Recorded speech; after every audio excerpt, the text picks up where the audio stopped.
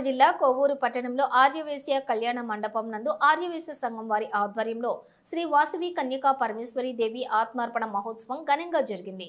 శ్రీ కొల్లేపార వెంకటేశ్వరరావు ఆధ్వర్యంలోని అగ్ని ప్రతిష్టాపన హోమం జరిగింది. పాల్గొన్న భక్తులందరికీ తీర్థ ప్రసాదాలను అందించారు.